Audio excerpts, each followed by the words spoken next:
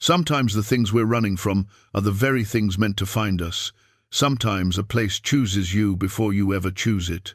Deep in the Wyoming frontier, a man named Caleb Stone buys an abandoned cabin for $1.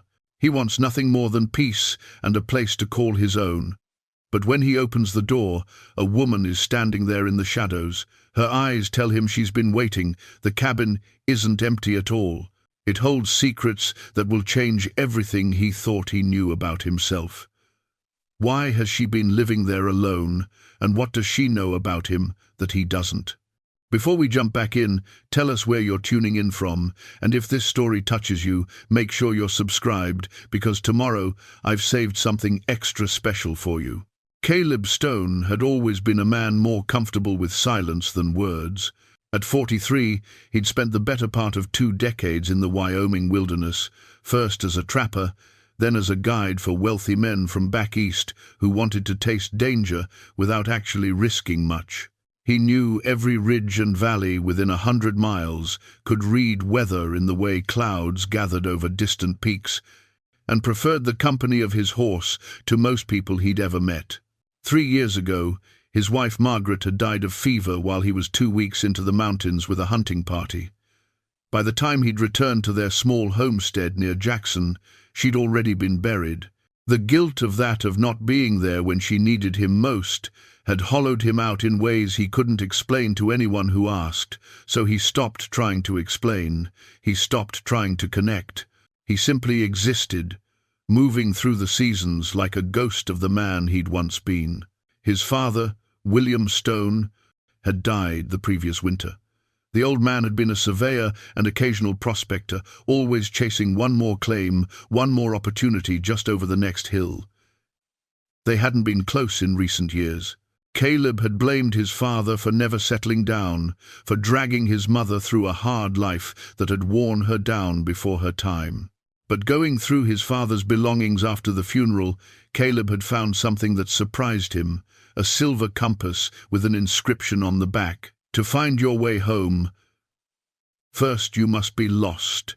Your loving son, Caleb, 1869. He'd been 12 when he'd saved up for that compass, working odd jobs around town. He didn't remember his father ever mentioning it, yet here it was, carefully preserved among his most valuable possessions. The discovery had cracked something open in Caleb's chest, a regret, perhaps for time that could never be reclaimed. That compass now rested in Caleb's vest pocket as he rode through the September afternoon, the sun casting long shadows across the golden grass of the high country. He was 3 days north of Jackson, following directions scrawled on a piece of paper by a county clerk who'd seemed far too eager to be rid of the information. The auction had been strange from the start. Caleb had only attended because he'd heard talk in the Mercantile about property being sold off, cheap abandoned claims, and homesteads whose owners had died without heirs or simply vanished into the territories beyond.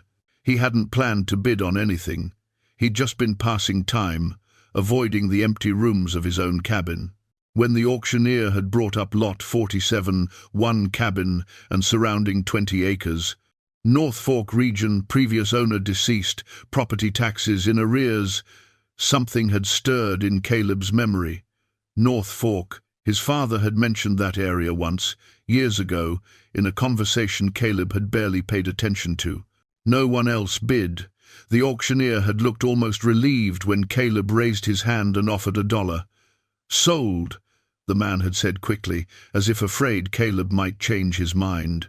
The clerk, who'd processed the paperwork afterward, had given Caleb an odd look, somewhere between pity and warning, but said nothing except, "It's yours now.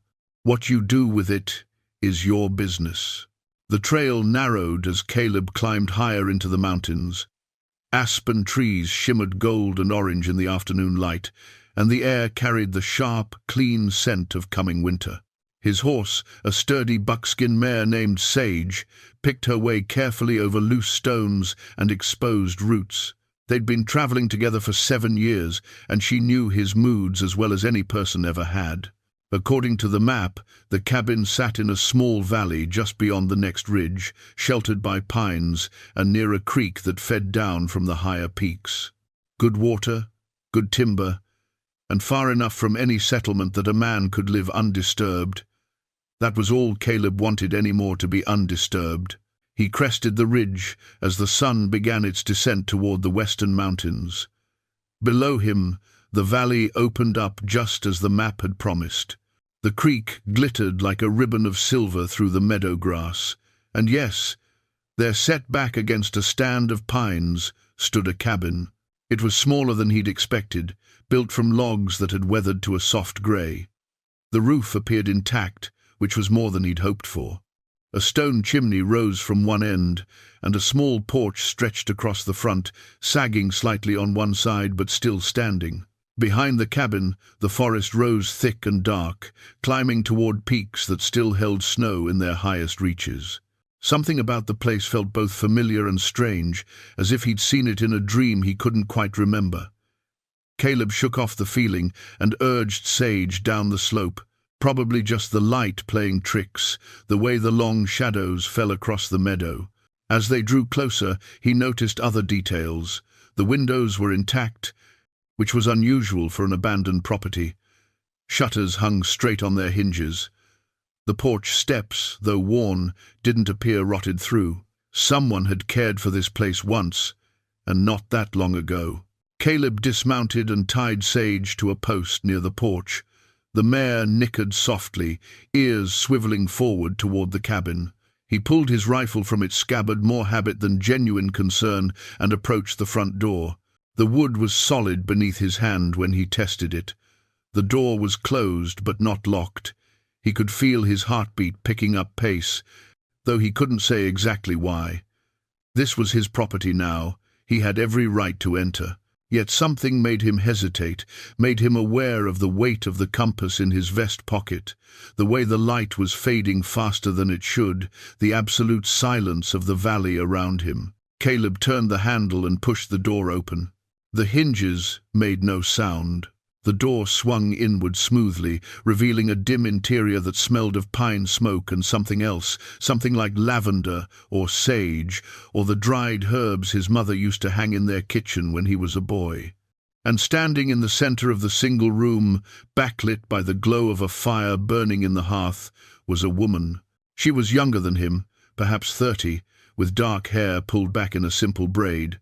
She wore a dress that seemed decades out of fashion, calico print, faded but clean, with long sleeves and a high collar. Her hands were folded in front of her, and she stood perfectly still, as if she'd been waiting in exactly that position for a very long time.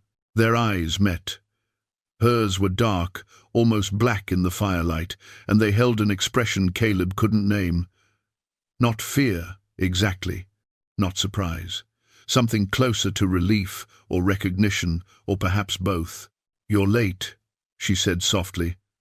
Her voice was calm, measured, with a slight accent he couldn't place. "I expected you 3 days ago." Caleb's hand tightened on his rifle, though he didn't raise it. His mind raced through possibilities: squatter, madwoman, someone who'd heard about the auction and decided to claim the property first. But none of those explanations fit the way she was looking at him, or the strange certainty in her voice.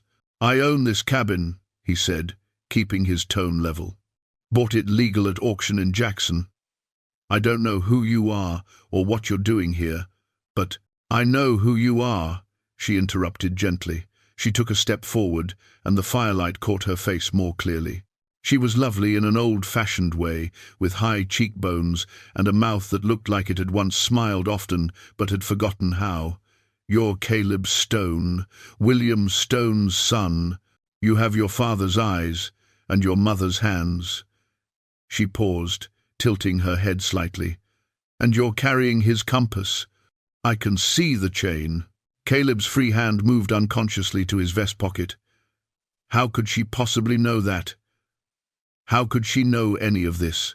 "Who are you?" he asked, and this time he couldn't keep the edge from his voice. The woman smiled, but it was sad, the kind of smile that carried decades of sorrow. "My name is Elena Marsh. she said, "and I've been waiting for you or someone like you for a very, very long time." Caleb didn't lower his rifle, but he didn't raise it either.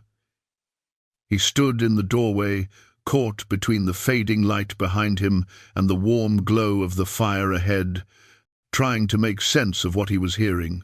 The woman, Elena, she'd called herself, watched him with those dark, patient eyes, as if she understood his confusion and was willing to wait for him to work through it. "My father," Caleb said slowly, "died last winter." I never heard him mention anyone named Elena Marsh. "No," she agreed. "He wouldn't have. He promised me he wouldn't speak of it to anyone. Your father was a man who kept his promises."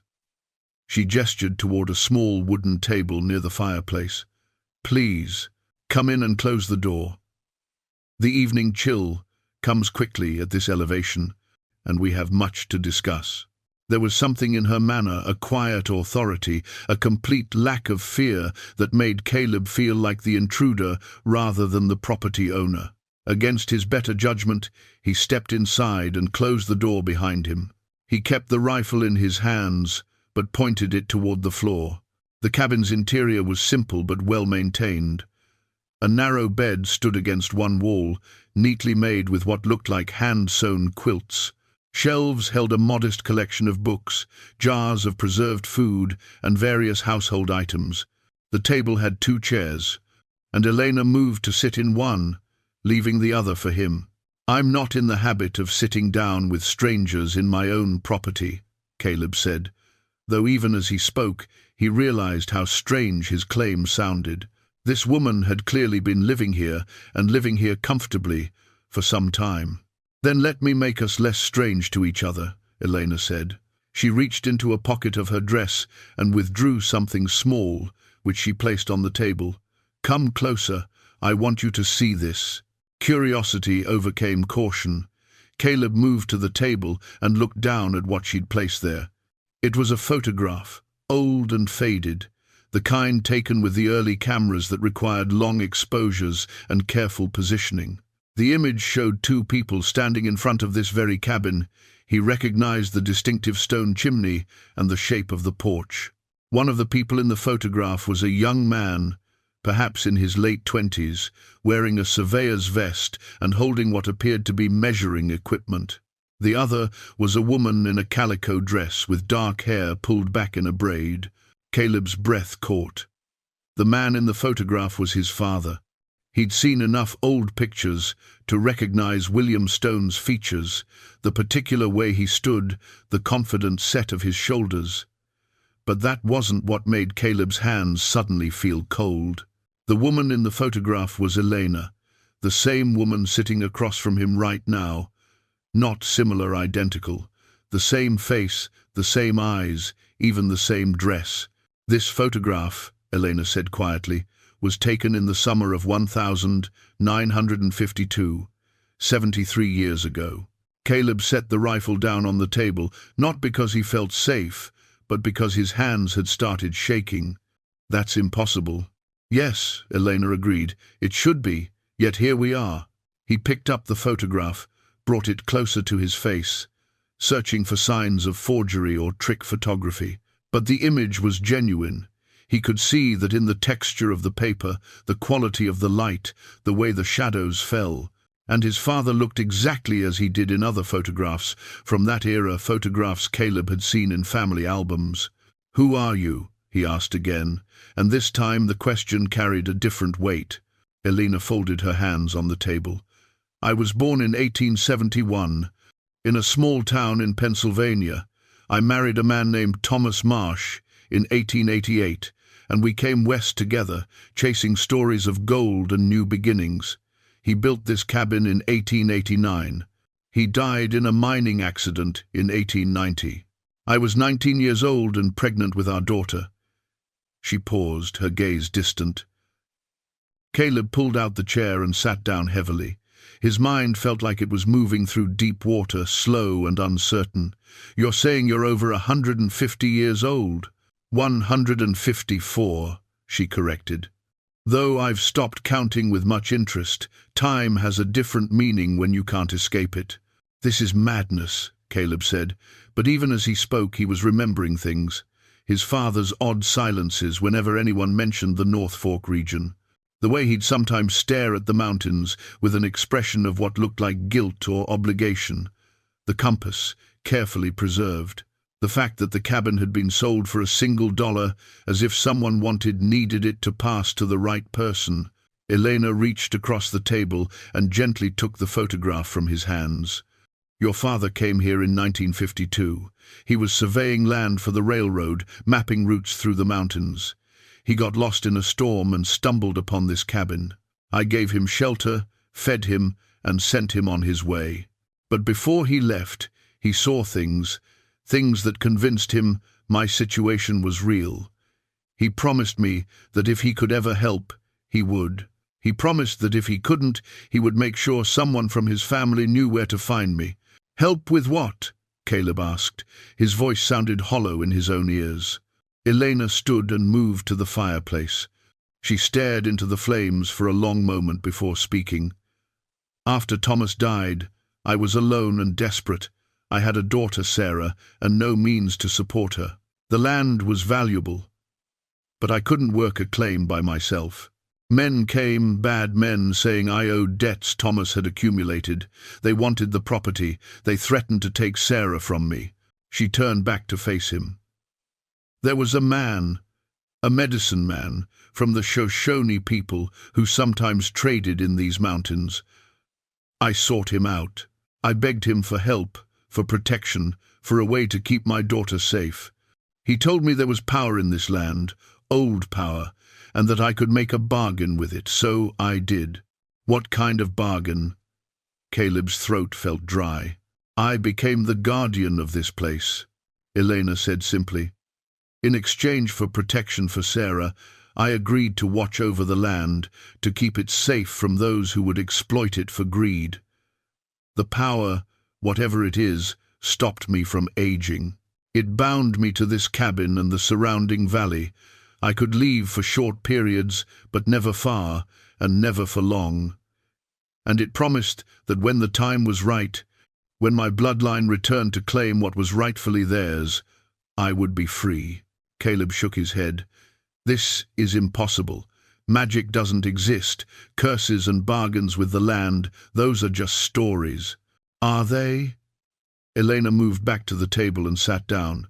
Then how do you explain what you see before you? How do you explain that photograph? How do you explain the fact that this cabin has stood for over a century in perfect repair, despite being abandoned according to your county records?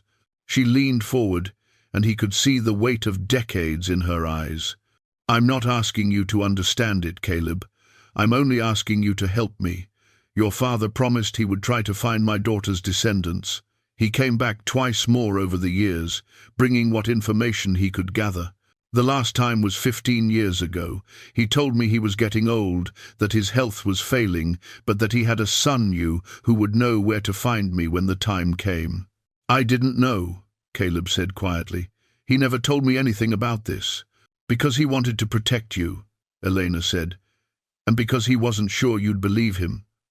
Would you have? If your father had told you this story while he was alive, would you have believed a word of it? Caleb thought about that. He thought about the man his father had been practical, grounded, not given to flights of fancy.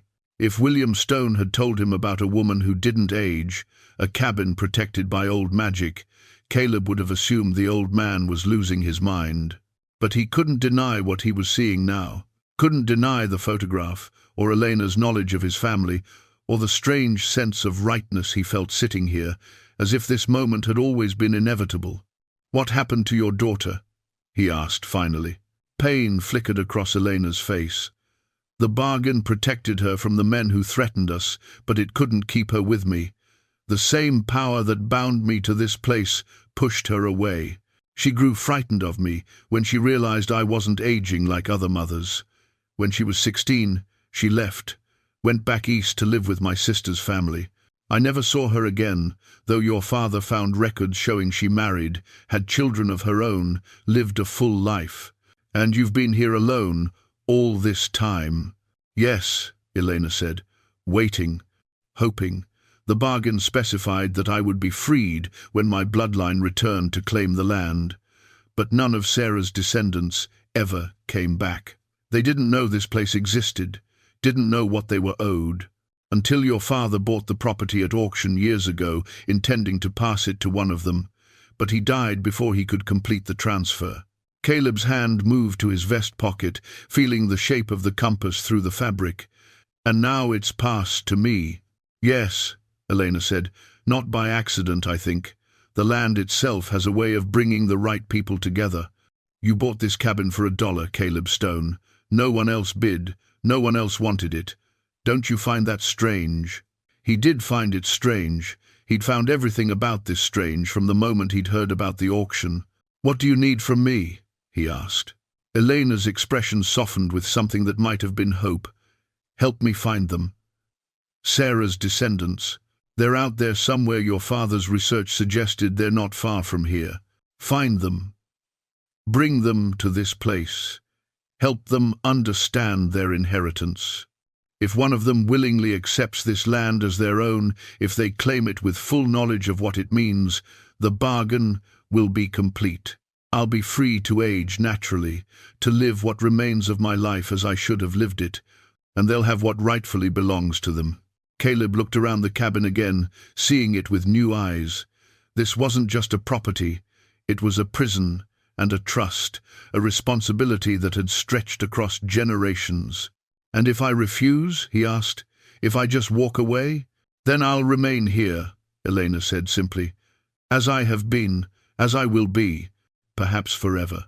And you'll carry the weight of your father's broken promise for the rest of your life. She stood and moved to the window, looking out at the darkening valley. But I don't think you'll refuse, Caleb Stone. You came here seeking solitude, seeking escape from pain. But some things can't be escaped. Some things have to be faced and healed and set right. Your father understood that. I think you do too. Caleb sat in silence for a long moment, feeling the compass against his chest, hearing his father's voice in his memory. To find your way home, first you must be lost. Maybe he'd been lost longer than he realized. Maybe this strange, impossible situation was exactly what he needed to find his way back to something resembling purpose. I'll help you, he said finally.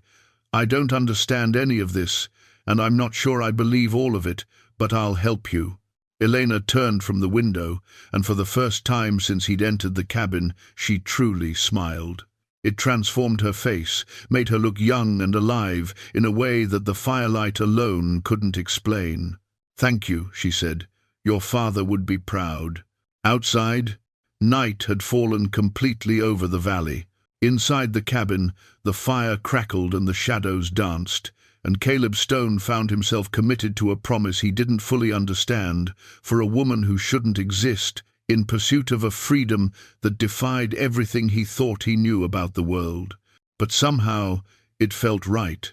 Caleb left Jackson before dawn, leading the pack mule laden with supplies. The encounter with Marcus Dalton had left him unsettled, and he wanted to warn Elena before things went any further. The ride back to the cabin took most of the day, and the sun was beginning its descent when he finally entered the familiar valley. Elena was waiting on the porch, as if she'd sensed his approach. She looked relieved to see him, though worry creased her brow. You look troubled, she said as he dismounted. We need to talk about the Dalton family, Caleb replied, unloading supplies. One of them approached me in Jackson, made an offer to buy the property. Elena's face went pale. She gripped the porch railing as if she might fall without its support. Marcus, you know him? I know of him. His great-great-grandfather was Silas Dalton, the man I told you about, the one who claimed Thomas owed him money, who tried to force me off this land. She moved back into the cabin, and Caleb followed. How much did he offer? $600. When I refused, he got persistent, mentioned his family's been trying to acquire this property for years. Elena sat down heavily at the table. They're still looking for it then, after all this time. Looking for what? She was quiet for a long moment, staring at her hands. When she finally spoke, Her voice was barely above a whisper. Before Thomas died, he found something. A gold vein, small but pure, hidden in the rocks upstream from the cabin. He told only me about it, said we'd keep it secret until we had the means to work it properly. He was careful, smart. He knew men like Silas Dalton would kill for that kind of find. And Dalton found out somehow. Thomas hired him for labor on the claim, just general work. Silas must have suspected something, seen something. A week later, there was an accident at the mine. A support beam gave way. Thomas was killed. Elena's hands clenched into fists. It was no accident. I knew it then, and I know it now. Silas Dalton murdered my husband for gold he thought was hidden on this property. Caleb leaned against the wall, processing this. So, when you made the bargain, you weren't just protecting Sarah, you were protecting the land itself. Yes. The medicine man told me the gold was sacred to his people, that it should remain in the earth. But I was desperate, not thinking clearly. I agreed to become its guardian, in exchange for protection from men like Silas. The power bound me here, but it also kept the Daltons from ever finding what they sought. Every time they tried to search, something would go wrong. Accidents, illness, misfortune. Eventually, they gave up coming near the property themselves. Until now, Caleb said, until it was sold at auction and passed to someone outside their reach. Elena nodded. The binding has limits. It protects the land and me, but it can't control what happens beyond the valley. If Marcus has legal claim to this property, if he owns it, the protection might not hold, but he doesn't own it. I do. Caleb pulled out the deed from his saddlebag, and according to my father's research, Emma Walsh has the rightful claim through her bloodline. The Daltons stole this from your family. Stolen or not, they've held influence in this territory for generations. Marcus's family owns half the land between here and Jackson. They have money, connections, legal resources. Elena looked up at him with worried eyes. If they discover what you're trying to do, bringing Emma here, transferring the deed, they'll find ways to stop it. Let them try, Caleb said, though even he heard the bravado in his voice. Elena stood and moved to a loose board near the fireplace. She pried it up and reached into the hollow space beneath, pulling out something wrapped in oilcloth. When she unwrapped it, Caleb saw a folded piece of paper, yellowed with age. Thomas drew this before he died, she said, spreading it on the table. It's a map showing the location of the gold vein. I've kept it hidden all these years, never showing it to anyone, not even your father. But if the Daltons are moving against us, you need to know what they're after. Caleb studied the map. It showed the cabin, the creek, and the surrounding terrain in surprising detail. About a quarter-mile upstream, marked with an X, was the location Thomas Marsh had indicated. The notation beside it read, 20 feet down, northern wall, pure vein, 40 pounds or more. 40 pounds of pure gold. At current prices, that would be worth thousands of dollars. Enough to kill for, certainly. Enough to justify a century of searching. Why didn't you ever mine it yourself? Caleb asked. Even just enough to live on. Because I made a promise, Elena said. To the land, to the power that protects this place. The gold stays in the earth. That was the condition. If I break it, the binding breaks. I would age and die in moments. All the years I've been holding back would catch up at once. And if Emma claims the land, does the same binding apply to her? No. Once the land passes to my bloodline with full knowledge and acceptance, the bargain is fulfilled. The gold would be hers to do with as she pleases. The protective power would fade, and I would be released. Elena refolded the map carefully. But that also means the Daltons would be free to make their move. If they learn Emma has accepted the inheritance, she'll become their target. Caleb pulled out the telegram from Emma Walsh. She's agreed to meet me on Saturday. That gives us 2 days to figure out how to protect her when the time comes. You should tell her everything, Elena said. About me, about the gold, about the danger. She deserves to know what she's stepping into. I will. But first, I need to know she's someone we can trust. Someone who won't turn around and sell to the Daltons the moment she realizes what's at stake. Elena smiled faintly. She's Sarah's blood. My blood. I have to believe that counts for something. They spent the evening going over the details Caleb would need to convince Emma Walsh. Elena shared more stories about Sarah, her laugh, her kindness, her stubbornness when she believed in something. She pulled out a locket from around her neck, inside which was a tiny portrait of Sarah as a young girl and a lock of her hair. "Give this to Emma," Elena said, pressing the locket into Caleb's hand. "Let her see her great-great-grandmother's face. Let her know this is real." Caleb turned the locket over in his palm. It was simple gold, worn smooth by years of Elena touching it. The portrait inside showed a girl of perhaps 10, with dark eyes and a serious expression. "What if she doesn't believe me?" Caleb asked. "What if she thinks I'm trying to swindle her?" "Then we wait," Elena said. "We keep trying until we find a way to make her understand. But I don't think that will happen. If she's anything like Sarah, she'll feel the truth of it, even if her mind resists." That night, Caleb lay in his bedroll by the fire, watching the flames dance while Elena sat in the rocking chair near the window. She was humming something, a lullaby, perhaps, from a time before his grandparents were born. The sound was both beautiful and haunting, a reminder of all the years she'd spent alone in this valley, waiting for a promise to be fulfilled. He thought about his own solitude, the 3 years he'd spent running from grief and guilt. What Elena had endured made his suffering seem brief and insignificant. Yet she'd never given up hope that someday someone would come to free her. "Why didn't you give up?" he asked quietly. "After decades, with no sign that anyone would ever come, why did you keep hoping?" Elena stopped humming. "Because the alternative was despair," she said simply. "And I'd already lost too much to let despair have what was left of me. So I chose to believe. Every day I chose to believe that tomorrow might be the day, and now finally it might actually be true." Caleb closed his eyes, feeling the weight of responsibility settle over him like a blanket. This wasn't just about helping a strange woman or honoring his father's promise anymore.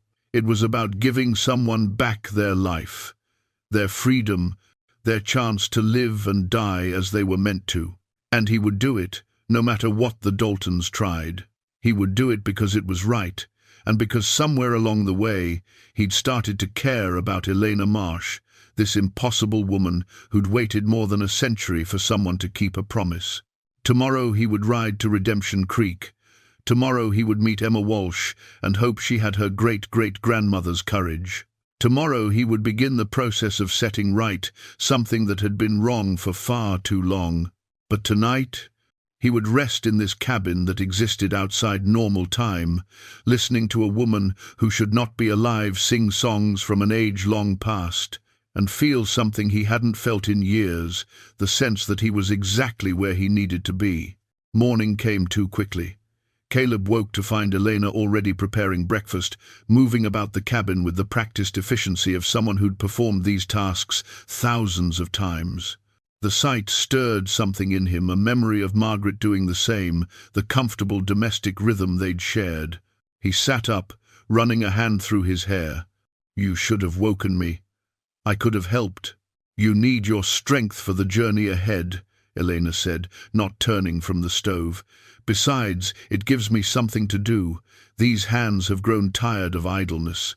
They ate in comfortable silence, the kind that comes from understanding rather than lack of words. Caleb found himself watching Elena more closely this morning, noticing details he'd missed before. The way her fingers moved, graceful despite their age.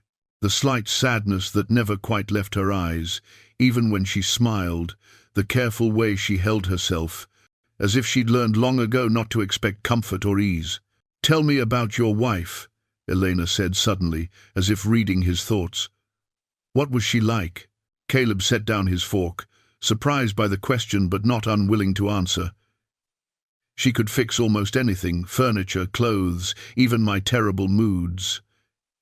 He smiled at the memory. We met at a church, social. I was 25, she was 23. She laughed at something I said, and I was done for. How long were you married? 15 years. Good years. Mostly. We never had children, though we wanted them. That was a sorrow we shared. Caleb picked up his coffee cup, needing something to do with his hands. When she died, I felt like I'd failed her in every possible way. Failed to give her children, failed to be there when she needed me, failed to protect her from something as simple as a fever. Elena reached across the table and touched his hand. Her skin was cool, smooth. Grief has a way of twisting truth into blame. But tell me, did she love you? Yes, Caleb said without hesitation. She did. And did you love her? With everything I had. Then you didn't fail her, Elena said gently. You gave her what mattered most. The rest, children, being present at the exact moment of death, those are things we can't always control. Life doesn't wait for us to be ready. It simply happens. Caleb felt something shift in his chest, a loosening of the tight knot he'd carried for 3 years. How did you survive it? Losing Thomas, losing Sarah, all those years alone? Elena withdrew her hand and looked out the window at the morning light. Some days I didn't survive it well. Some days I simply existed, going through the motions, waiting for time to pass. But I learned that survival doesn't require happiness. It just requires waking up and making a choice to continue. That's not living, though. That's just enduring. True, Elena agreed. But sometimes enduring is enough to get you through to the other side, where living becomes possible again. She turned back to him. You've been enduring, Caleb. It's time to start living again. He wanted to argue, to insist that he wasn't ready, but the words wouldn't come, because she was right. He'd been half alive for 3 years, going through motions, avoiding anything that might require him to feel deeply again. Caleb stood and began gathering his things for the journey. As he did, he noticed his hand brushing against his vest pocket, feeling for the wedding ring he'd carried there since Margaret's death. He pulled it out, a simple gold band, worn thin from years of wear. I've been carrying this everywhere, he said, holding it up to the light. Like if I let it go, I'd be letting her go. Elena moved to stand beside him. Carrying someone's memory is different from carrying their death. One honors them, the other imprisons you both. Caleb closed his hand around the ring, feeling its familiar weight. Then, making a decision that felt both terrifying and right, he walked to the shelf where Elena kept her few precious things. He placed the ring there, next to the photograph of Sarah. I'm not forgetting her, he said quietly. I'm just not letting the guilt define me anymore. Elena's smile was warm, genuine. She would be proud of you. They spent the next hour going over final preparations. Elena gave Caleb the locket with Sarah's portrait, along with some papers she'd kept, birth records, marriage certificates, anything that might help prove the family connection to Emma Walsh. She also gave him specific instructions about what to tell Emma, what to hold back until they met in person. The most important thing, Elena said as Caleb prepared to leave, is that she comes here willingly. She has to see this place, feel it, understand what it means. The land itself will help her believe if she's open to it. And if she's not, then we'll find another way. But I don't think that will be necessary. Sarah always said she felt drawn to the mountains, that she heard them calling to her in dreams. If Emma has even a trace of that same gift, she'll recognize this place. Caleb mounted Sage, adjusting his hat against the morning sun. He looked down at Elena, standing on the porch, and for a moment he saw her not as the ageless woman trapped by an impossible bargain, but simply as someone who deserved freedom, who'd earned it through decades of patience and hope. I'll bring her back, he promised, whatever it takes. I know you will, Elena said. Be careful, Caleb. The Daltons won't have stopped watching you. If they realize where you're going and why, they'll try to intervene. Let them try, Caleb said. And this time there was no bravado in his voice, only quiet determination. He rode away from the cabin without looking back, afraid that if he did, he might lose his nerve. The journey to Redemption Creek would take 2 days of hard riding, and he needed to make good time. Saturday afternoon was fast approaching, and Emma Walsh was waiting for answers he wasn't entirely sure how to give. But he would figure it out. Because somewhere along the way, this mission had become about more than keeping his father's promise. It had become about Elena's freedom, Emma's inheritance, and perhaps most importantly, his own redemption. The mountains rose around him as he rode, ancient and patient, holding their secrets close. Somewhere in those peaks was the gold that had started all of this. The reason Thomas Marsh had died, the reason Elena had been trapped, the reason the Daltons still searched after more than a century. But gold was just metal. It was the people, the connections, the promises, the love that transcended time that truly mattered. And for the first time in years, Caleb Stone understood that he was part of something larger than his own grief, something worth fighting for. He touched his vest pocket where the compass rested, then urged Sage into a steady trot. There were miles to cover, and a woman to convince, and a future to secure. And he would not fail.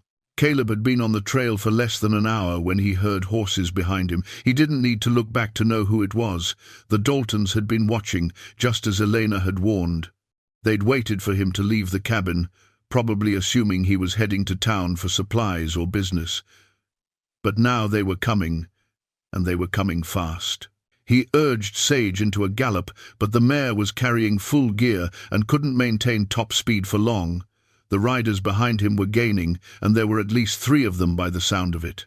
Caleb veered off the main trail, heading into rougher country, where his knowledge of the terrain might give him an advantage. The chase continued for another 20 minutes, before Caleb realized he couldn't outrun them. He found a defensive position among some rocks and dismounted, pulling his rifle from its scabbard. When the riders came around the bend, he had the high ground and clear lines of sight. Marcus Dalton was leading them, as Caleb had expected. With him were 2 rough-looking men, the kind you hired when you needed things done that wouldn't stand up to legal scrutiny. They reined in their horses when they saw Caleb's position. "That's far enough," Caleb called out. Marcus raised his hands in a gesture of peace, though his smile was anything but peaceful. "Mr. Stone, there's no need for hostility. We just want to talk. You could have talked in Jackson. You didn't need to chase me into the mountains." "True, but I didn't realize the urgency of the situation then." Marcus dismounted slowly, his men staying mounted and alert. "I've done some checking on you, Mr. Stone. Interesting timing. You purchasing that property right after your father's death, almost as if he'd told you something about it before he passed." Caleb kept his rifle steady. "My father's business is my business, not yours. But it becomes my business when you start asking questions about the Walsh family, about Emma Walsh specifically."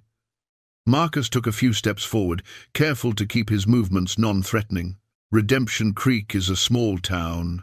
Word travels when a stranger sends telegrams asking about family histories." Caleb's jaw tightened. The telegraph operator must have talked, probably for a few coins from Dalton's men. "So now you know I'm looking into property rights," Caleb said.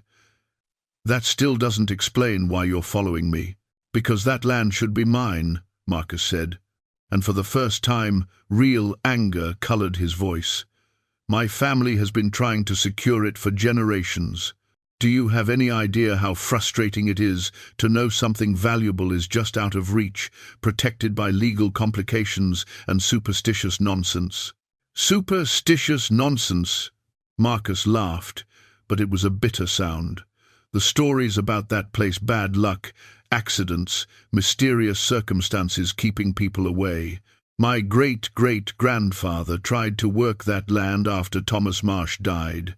He brought in crews, equipment, everything needed to extract what was there. Every single attempt failed. Men got sick, equipment broke, accidents happened. Eventually he gave up, convinced the place was cursed. "Maybe it is," Caleb said. "I don't believe in curses, Mr. Stone. I believe in gold, and I believe in property rights. Whatever's hidden on that land belongs to whoever has the legal claim to it. And I intend to have that claim. Through Emma Walsh, Caleb said, understanding dawning. You're not trying to buy the property from me. You're planning to go through her. Marcus smiled again. Emma Walsh is a schoolteacher living on modest means. When she learns she has a valuable inheritance waiting for her, I suspect she'll be very interested in accepting a generous offer from someone who can actually develop the property. Unlike you, I have the resources to work whatever's there properly. One of Marcus's hired men shifted in his saddle, his hand moving toward his gun. Caleb swung his rifle toward him. I wouldn't. Easy, Marcus said, holding up a hand to his man. We're not here for violence. I'm simply trying to make you understand the situation. You can help me reach Emma Walsh, explain the inheritance to her, and facilitate a sale. In return, I'll make sure you're compensated handsomely. Or you can try to play hero, get in my way, and watch everything fall apart around you. There's a third option, Caleb said. I complete what my father started. Emma Walsh gets what's rightfully hers, and you go back to Jackson empty-handed. Marcus's expression hardened. Then you're a fool. Emma Walsh doesn't know that land. She doesn't know what's at stake, but I do. And I'm not the patient man my ancestors were. If you insist on interfering— The crack of breaking wood interrupted him. Behind Marcus, the ground itself seemed to shift. One of the hired men shouted as his horse reared, nearly throwing him. The rocks around them began to tremble, small stones skittering down the slope. What the hell? Marcus staggered, trying to keep his balance. Caleb felt it too, a deep vibration through the earth, as if the mountain itself was waking. Then he understood. Eleanor. The protective power that bound her to the land extended beyond the immediate valley. It was responding to the threat Marcus represented, just as it had responded to every threat the Daltons had ever posed. The trembling intensified. One of the hired men's horses bolted, throwing its rider. Marcus was backing toward his horse, his earlier confidence replaced by something closer to fear. "This is your doing," Marcus shouted at Caleb. "What did you do?" "Nothing," Caleb said truthfully. "The land doesn't want you here. It never has." A crack appeared in the ground between them, widening rapidly. Marcus lunged for his horse and pulled himself into the saddle. His remaining hired man was already riding away, and Marcus followed, casting one last look back at Caleb. "This isn't over," he shouted. "You can't hide behind superstition forever." Then they were gone, racing back down the trail toward safer ground. The trembling subsided gradually, leaving an eerie silence in its wake. Caleb lowered his rifle and looked around at the changed landscape. The crack in the ground had stopped widening, but it was still there, a clear warning of what would happen to anyone who threatened what the land protected. He remounted Sage and continued toward Redemption Creek, but now he rode with even greater urgency. Marcus Dalton knew about Emma Walsh, knew Caleb was trying to reach her. The man would likely beat Caleb there, would try to reach Emma first with his own version of events. Caleb pushed Sage as hard as he dared, stopping only briefly to rest and water the horse. He rode through the night, guided by moonlight and memory, until the exhaustion made him sway in the saddle. He made camp for a few hours before dawn, then continued as soon as light broke. He reached Redemption Creek late Friday evening, dusty and exhausted. The town was small, a main street with a general store, saloon, church, and schoolhouse. Caleb found lodging at a small hotel and asked about Emma Walsh. "Schoolteacher," the hotel clerk said, "lives in the apartment above the schoolhouse. Nice lady, keeps to herself mostly. Has anyone else been asking about her recently?" The clerk thought for a moment. "Now that you mention it, yes. A well-dressed gentleman came through yesterday, asked similar questions, said he was a cousin or some such." Caleb's stomach sank. Marcus had already been here. The question was whether he'd already spoken to Emma or was waiting to intercept her before Caleb's scheduled meeting. Caleb spent a restless night in the hotel room, his mind racing through possibilities. In the morning, He cleaned up as best he could, trying to look presentable despite the hard travel. He checked his pocket watch, 11 in the morning. 3 hours until his meeting with Emma. He decided not to wait. He walked to the schoolhouse and knocked on the side door that led to the upstairs apartment. After a moment, a woman answered.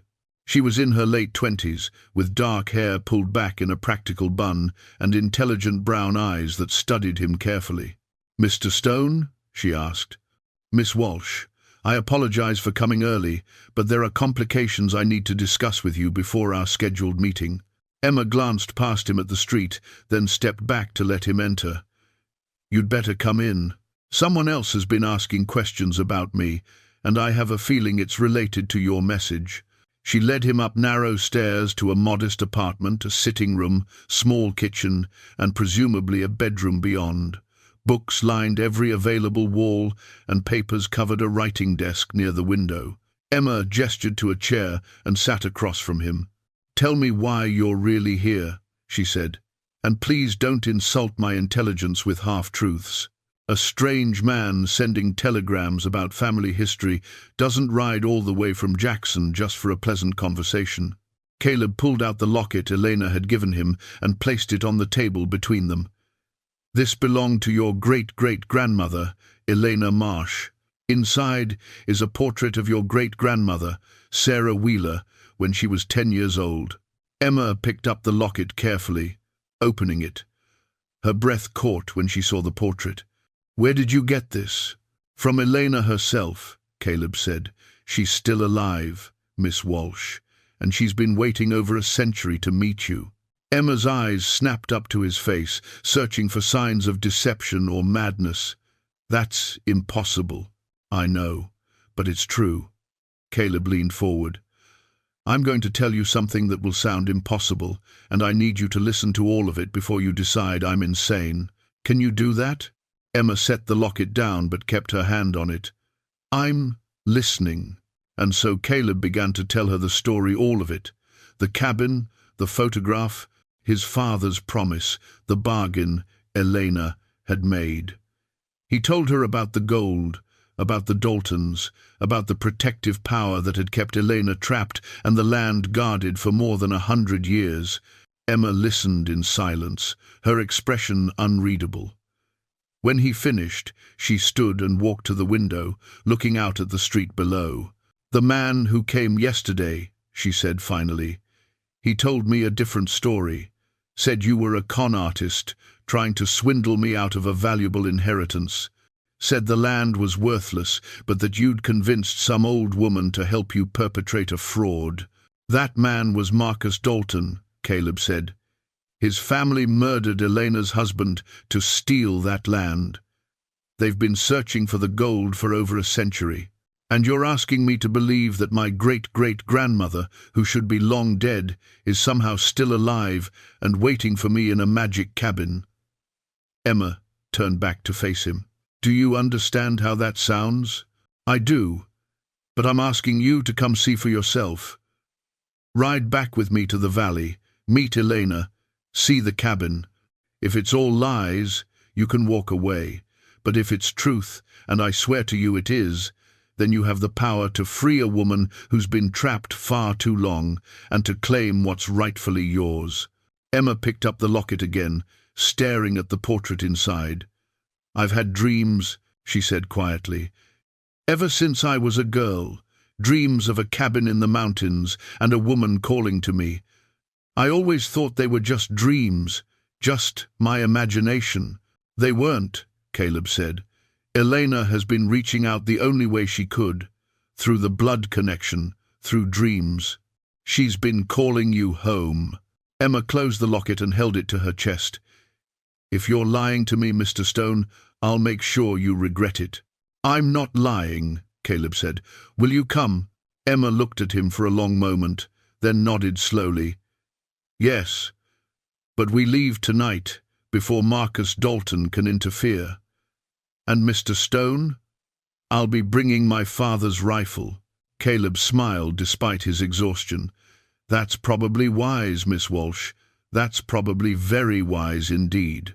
The mine shaft was exactly where Caleb remembered a dark opening in the mountainside, partially concealed by brush and fallen timbers. He checked it carefully before allowing Elena and Emma inside. The structure was sound enough, the main tunnel extending about 30 feet before ending in a collapse. It would shelter them from the cold and hide them from casual searching. Emma helped Elena settle near the entrance where fresh air could reach them. Caleb built a small, smokeless fire, using dry wood and careful arrangement enough to provide warmth, but not enough to draw attention from below. They had some dried meat and hardtack in Caleb's saddlebags, which they shared in silence. Elena's breathing had improved once they stopped moving, but she still looked drawn and pale in the firelight. Emma watched her with concern, holding the older woman's hand. "How much farther can you go from the cabin?" Emma asked gently. "I don't know," Elena admitted. "The farthest I ever traveled was perhaps half a day's ride, and even that left me weak for a week afterward." She managed a small smile. "But I'm here now, with my family. That gives me strength I didn't know I had." Caleb kept watch at the mine entrance, studying the valley below. He could see the lights of Marcus's search parties moving through the forest, but they were searching randomly, without clear direction. They hadn't found the trail yet. "They'll find us eventually," he said. "By tomorrow at the latest. We need a plan." Emma moved to join him at the entrance.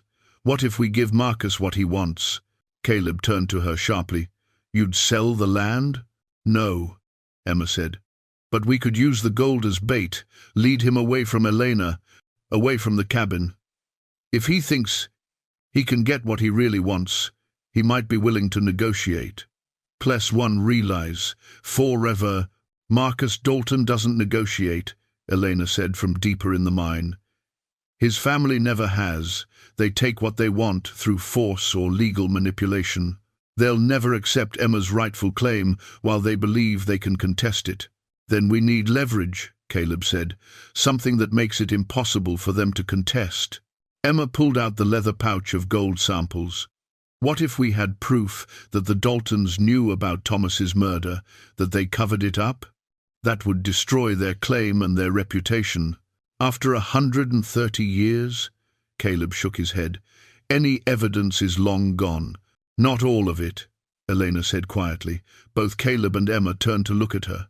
She was reaching into her dress pocket, pulling out something wrapped in oilcloth. Thomas kept a journal.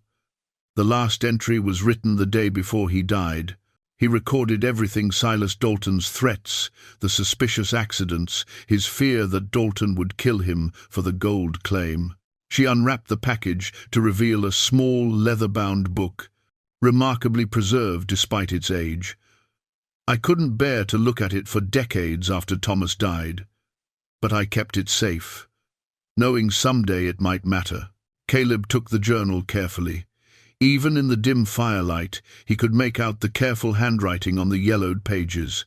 He opened it to the last entry, dated the 7th of October, 1890.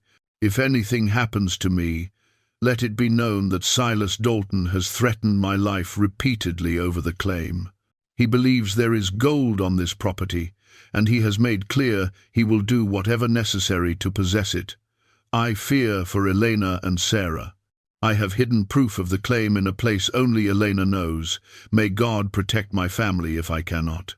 "This is it," Emma breathed. "This is the evidence we need." "Written by a dead man over a century ago," Caleb said. "We'd need more than this to convince a court." "We don't need a court," Elena said, pulling herself to her feet with effort. "We need Marcus to believe we have enough evidence to destroy his family's legacy. Men like him care more about reputation than they do about gold.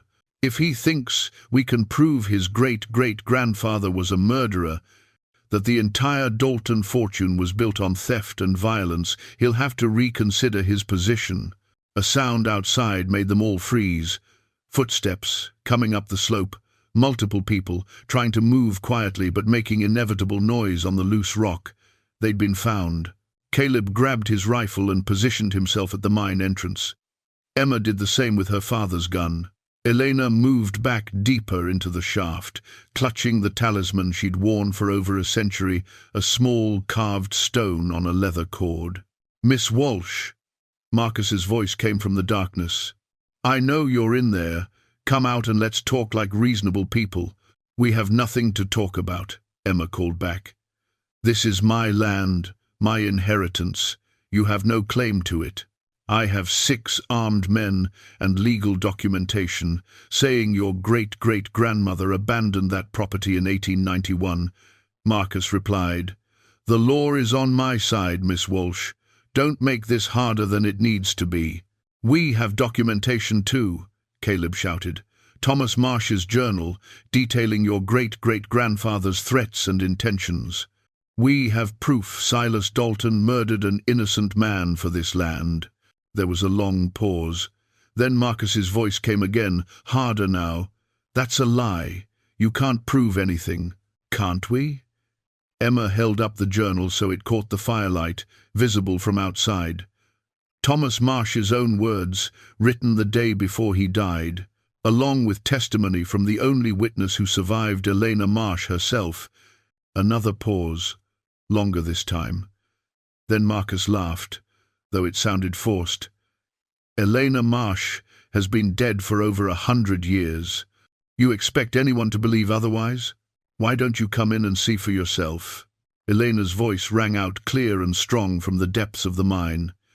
"Come face to face with the woman your ancestor tried to destroy. The woman who's been waiting all this time to see justice done." Silence fell over the mountainside. Caleb could hear Marcus conferring with his men in low voices. They were deciding what to do, rush the mine, wait them out, or perhaps beginning to doubt their own certainty about what was possible. Then a different sound reached them, a deep rumbling, coming from the earth itself. The talisman around Elena's neck began to glow faintly, pulsing with a light that seemed to come from within the stone. "It's starting," Elena whispered. "The land knows what's happening.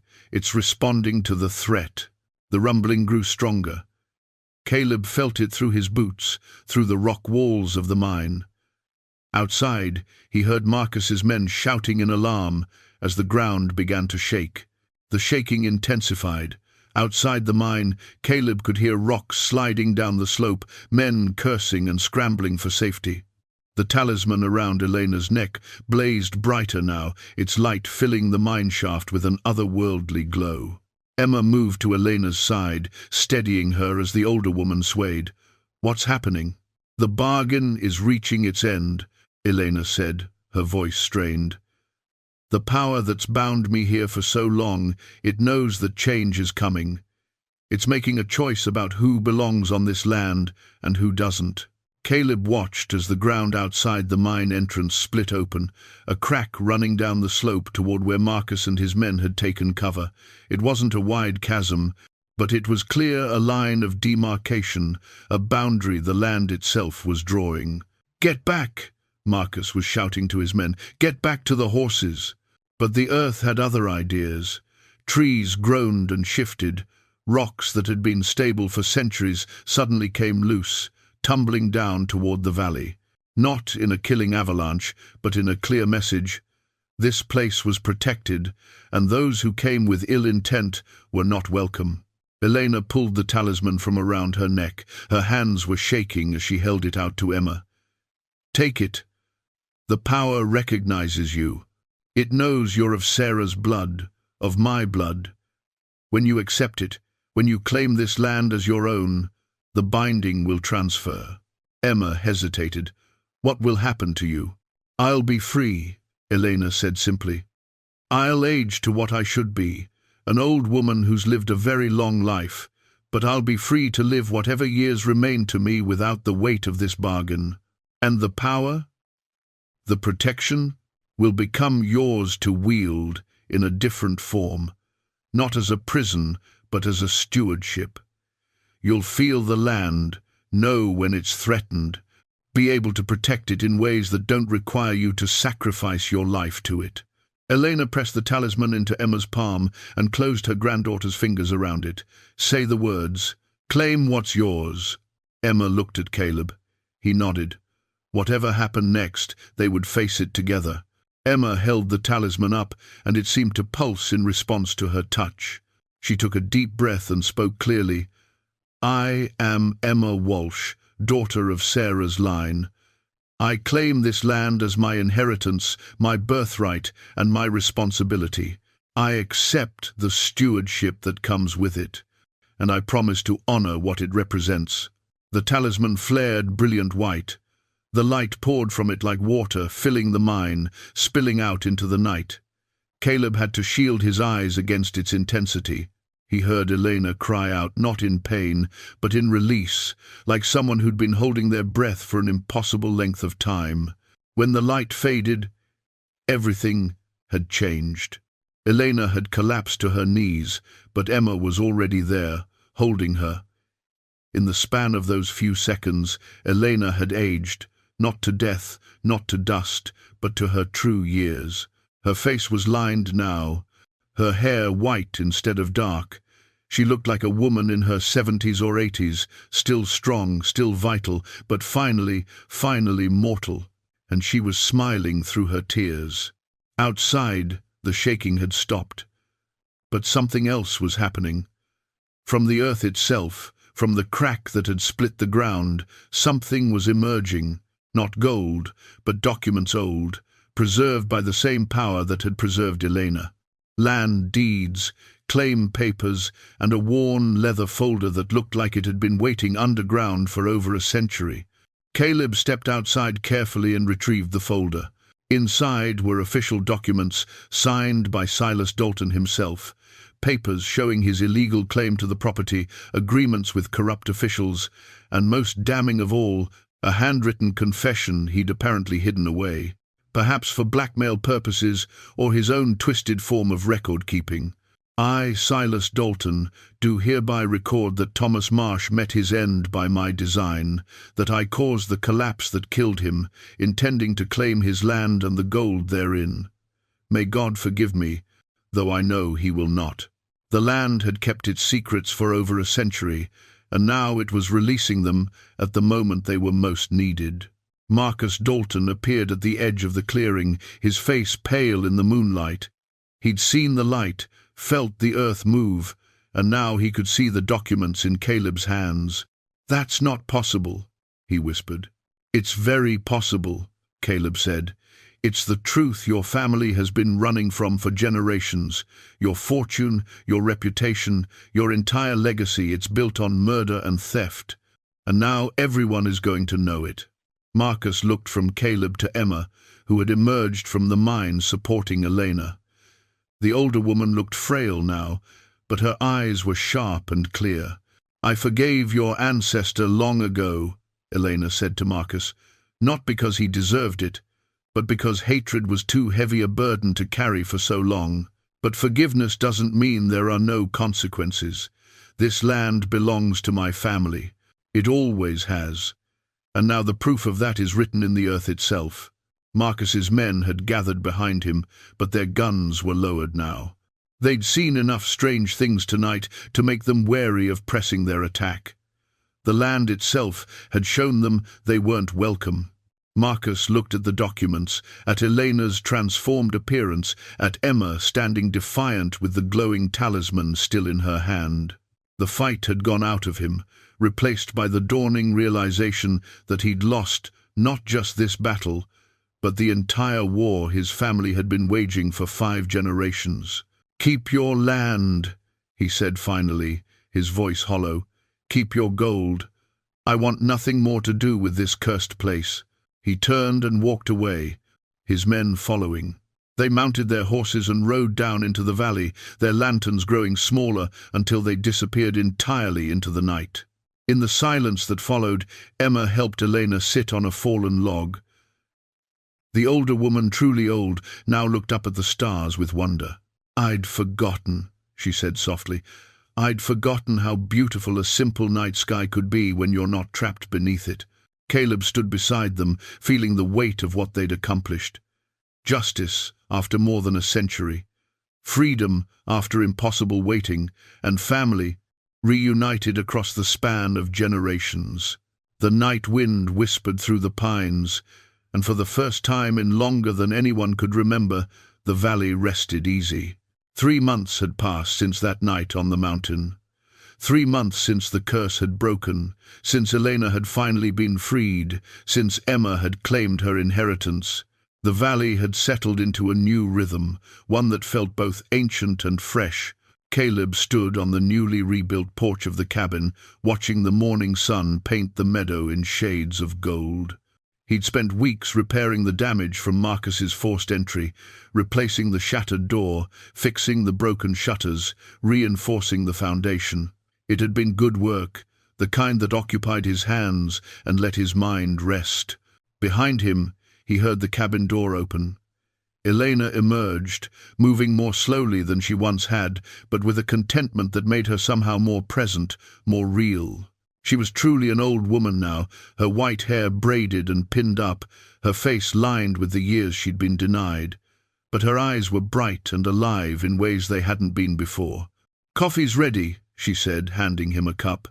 "Emma's bringing fresh bread from town this afternoon, said she'd be here by 2. Caleb accepted the coffee gratefully. This had become their routine mornings together, sharing quiet conversation, planning the day's work. Elena had chosen to stay in the cabin, at least for now. It was the only home she truly knew, and with Emma's permission, she'd claimed one of the rooms Caleb had added to the structure. "I've been thinking," Elena said, settling into the rocking chair Caleb had built for her, "about what comes next." "What do you mean?" "I mean, I'm an old woman with no official existence in this modern world. No birth certificate that matches my appearance, no identification, no legal status. Emma's been trying to figure out the paperwork, but it's complicated." Caleb leaned against the porch railing. "We'll figure it out. There are ways. Emma has contacts, teachers, lawyers she knows from town. Someone will help." "I know you will." Elena smiled at him over her coffee cup. "You've already helped more than I had any right to ask. You and Emma both." A rider appeared on the trail, not Emma, but a messenger from town.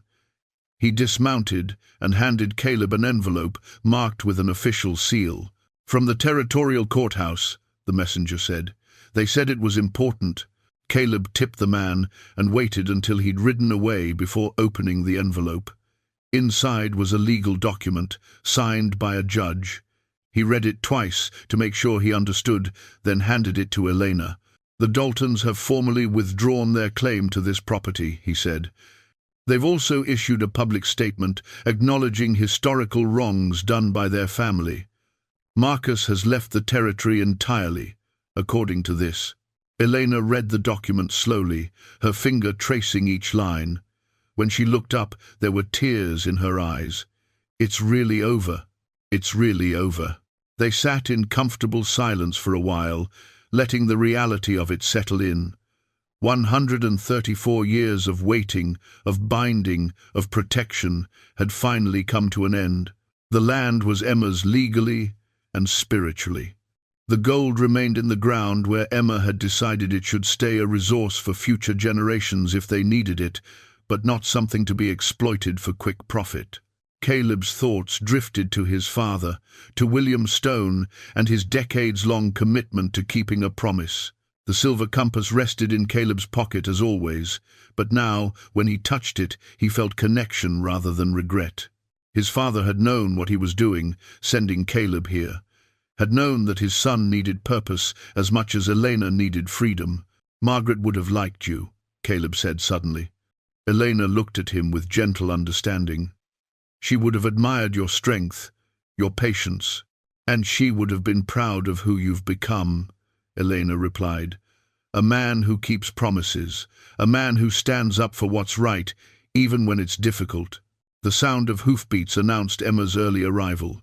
She rode into the yard with saddlebags bulging with supplies and a wide smile on her face. Behind her on a lead rope was a second horse, a sturdy grey gelding. "I know I'm early," Emma called out, dismounting. "But I have news. The school board approved my request. I can teach part-time and live out here the rest of the week. That way I can help manage the property and spend time with," she hesitated, then smiled, "with my grandmother." Elena's face lit up. She rose from her chair and moved to embrace Emma. "You don't have to do that, child. I know your work in town is important." "So is this," Emma said firmly. "So is family. So is protecting this land the way you protected it for so long. It's my turn now, and I don't intend to do it alone." She turned to Caleb. "I brought you something." She led the grey gelding forward. "I know you've been making do with Sage, but this old boy needed a good home. He's steady, reliable, good in the mountains. Thought maybe you could use him for your guiding work." Caleb ran a hand along the horse's neck. The animal was well built, calm under his touch. "Emma, I can't accept." "You can and you will," Emma interrupted. "You've done more for us than we can ever repay. Let us do this small thing for you." He looked at these two women, one impossibly old, one young and strong, both connected by blood and circumstance, and now by choice. He thought about his cabin, the small house he'd built on the property with Emma's blessing, close enough to help when needed, but far enough to give everyone privacy. He thought about how he'd come here seeking solitude, and found instead a family. Not the family he'd lost, but a family nonetheless. One built on shared purpose, mutual respect, and the understanding that some bonds transcend normal explanation. "Thank you," he said simply. They spent the afternoon together, the three of them working on various projects around the property. Emma wanted to plant a garden come spring. Elena suggested specific herbs she remembered from her youth, medicinal plants that would grow well at this elevation. Caleb planned out irrigation from the creek, a system that would water the garden without damaging the land. As the sun began its descent toward the western peaks, they gathered on the porch one more time. Emma had brought out her father's old guitar, and she played simple melodies while Elena hummed along with tunes she remembered from a century past. Caleb whittled a piece of wood, half listening, half lost in his own thoughts. The valley spread before them, golden in the late light. The same valley that had held Elena prisoner for so long now held her by choice. The same land that had been fought over for generations now rested peacefully in the hands of those who understood its value wasn't measured in gold, but in legacy and belonging. Caleb looked at the cabin door, the new door he'd built to replace the one the Daltons had shattered. It stood strong and straight, its wood fresh and clean, a proper threshold between past and future, between what had been and what could be. Elena followed his gaze and smiled. "Thank you," she said softly, "for everything, for believing an impossible story, for helping an old woman find her way home to family." "I think we all found our way home," Caleb replied. The three of them sat together as evening came on, watching the stars emerge one by one above the mountains. They were an unlikely family, a mountain man who'd lost his way, an impossible woman who'd waited beyond all reason, and a schoolteacher who'd discovered she was heir to more than land and gold. But they were family nonetheless. And in this valley, on this land that had protected and been protected for so long, they'd found something precious, a place to belong, a purpose to serve, and the peace that comes from promises kept and justice finally done. The wind whispered through the pines, carrying with it the scent of coming winter and the promise of spring beyond. And in the cabin that had stood for over a century, lights glowed warm against the gathering dark, a beacon of home in the wilderness, just as it had always been meant to be.